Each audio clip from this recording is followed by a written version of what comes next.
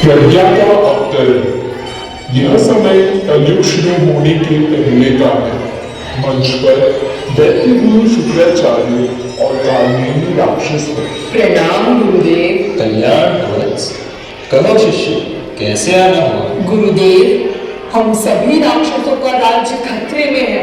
हम पुनः धरती पर अपना राज्य स्थापित करना चाहते हैं गुरुदेव। इसलिए हम सभी राक्षसगण आपसे मार्गदर्शन चाहते हैं।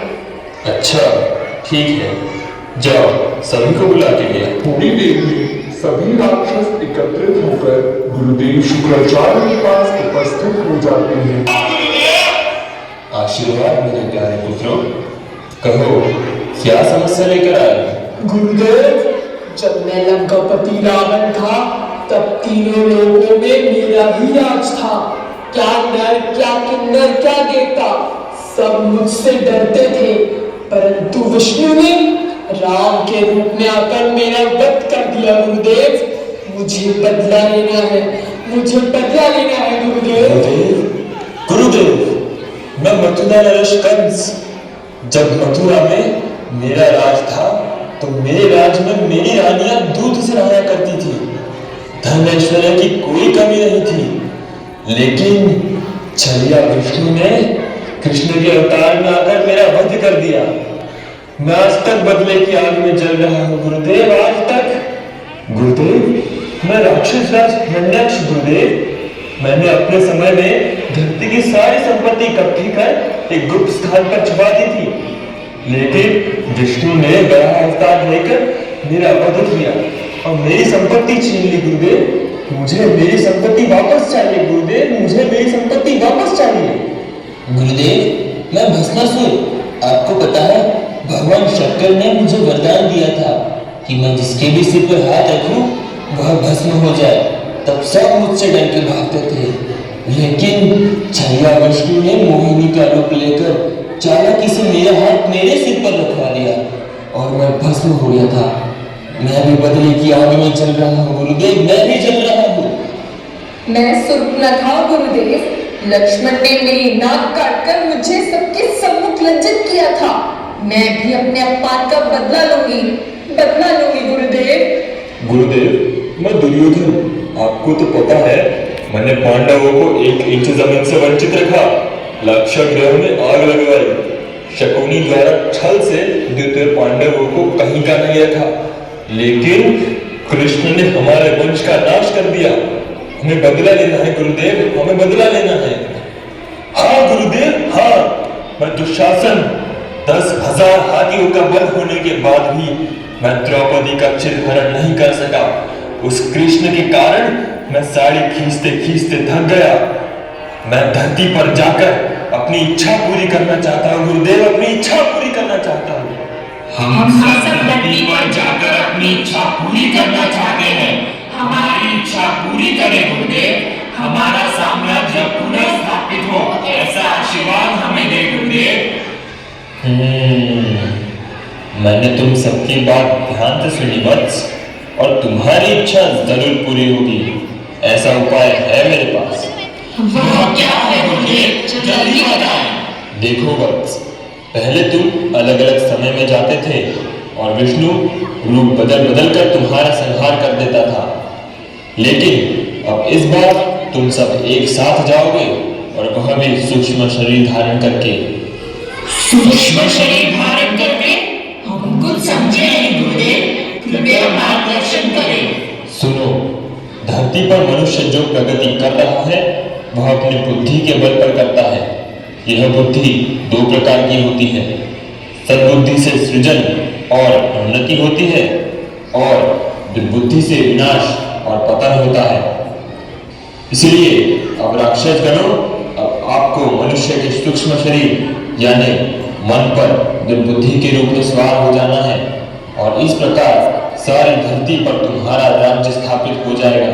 और तब देखना, धरती पर चारों ओर अशांति, अन्याय, अत्याचार, अहंकार का तांडव होगा। लोग त्राही त्राही करेंगे वत्स, त्राही त्राही करेंगे।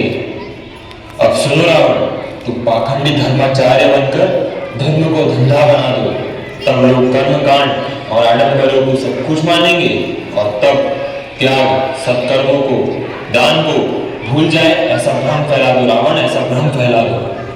भस्मासुर, तुम वैज्ञानिक के रूप में जाओ और ऐसा आयुध बनाने की प्रेरणा दो कि एक क्षण में धरती तहस नहस हो जाए। कंस, तुम शासन तंत्र में घुसकर ऐसा वातावरण बनाओ कि मनुष्य राष्ट्रीय हित को भूलकर सत्ता का उपयोग स्वार्थ हित इस हेतु करने लगे। तुम शासन तंत्र में घुसकर भ्रष्टाचार को बढ़ावा दो वत्स। हिरण्याक्ष, तुम व्यापारियों के दिमाग में घुसकर मिलावट, कालाबाजारी, जमाखोरी फैलाओ वत्स, जमाखोरी फैलाओ।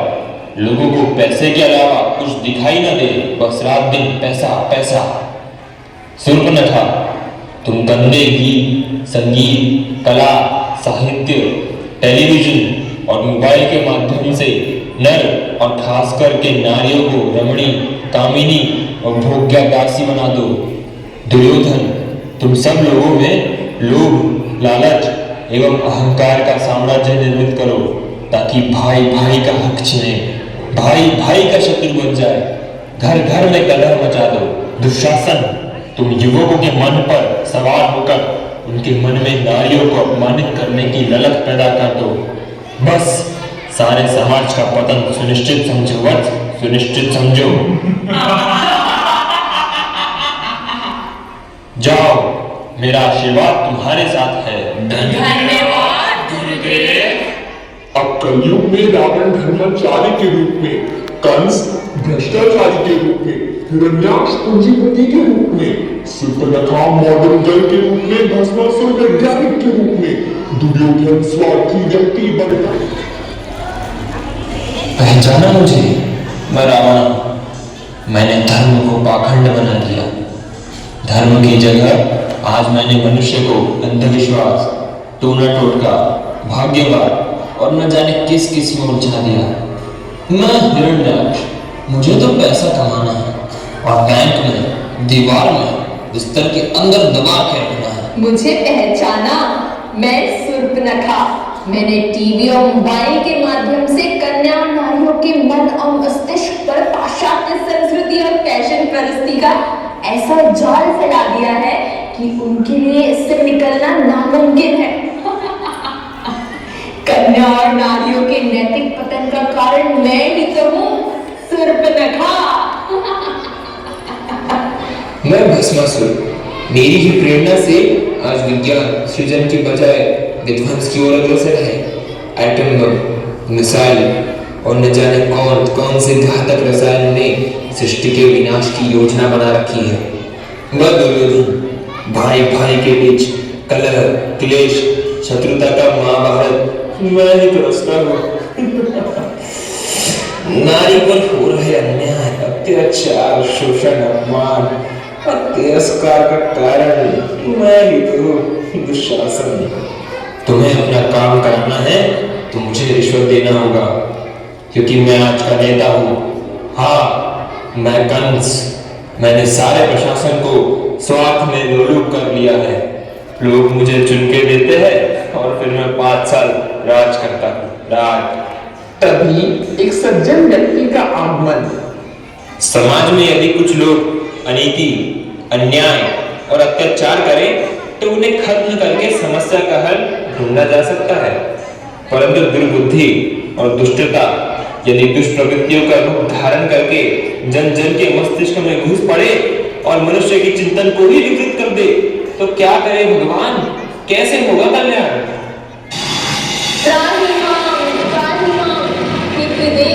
मेरी रक्षा कीजिए। आसुरी प्रवृत्तियों में लिप्त मेरी संतानों से मेरी और मेरी सज्जन संतानों की रक्षा करिए भगवान। चिंता ना करो महादेवी, मैं अभी महादेव से बात करके इस समस्या का समाधान ढूंढता हूँ। इस संकट की घड़ी में आप कहाँ हैं प्रभु? हे महादेव, प्रकट हो।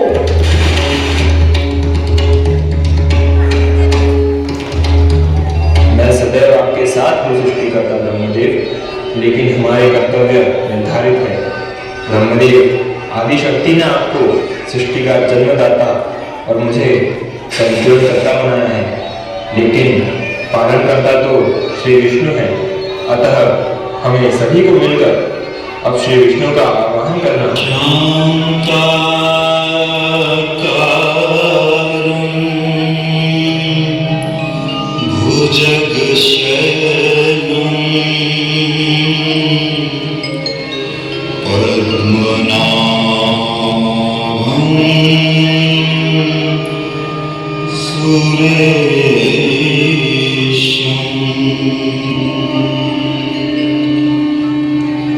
ब्रह्मदेव, महादेव, धरती माता, सभी देवता एक साथ, मुझे अंदाजा आ गया है।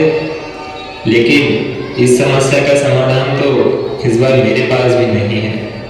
महादेव, हमें तो आदि शक्ति गायत्री का ही आवाहन करना होगा, वो ही इसका समाधान दे सकती है।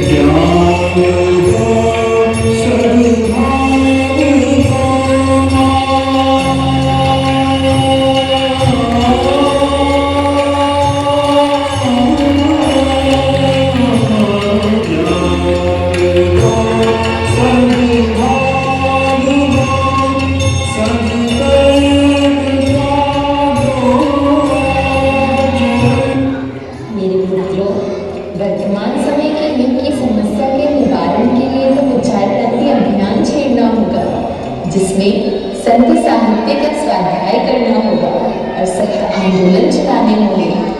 कौन कौन से आंदोलन विष्णु माता? बेटा साहब, आंदोलन इस प्रकार है। प्रथम, साधना आंदोलन, जिसमें उपासना, साधना और आराधना करनी होगी। द्वितीय, शिक्षा। तृतीय, स्वास्थ्य। चतुर्थ, पर्यावरण संरक्षण। पंचम, स्वावलंबन। षष्ठम, व्यसनमुक्ति एवं कुरीति उन्मूलन आंदोलन। सप्तम, नारी जागरण आंदोलन। लेकिन बच्चों, इन 7 आंदोलनों में से सबसे महत्वपूर्ण आंदोलन है नारी जागरण। इस देश में नारी अगर जाग जाएगी ना बेटा, तो युग स्वयं ही बदलता चला जाएगा। देश की जागरण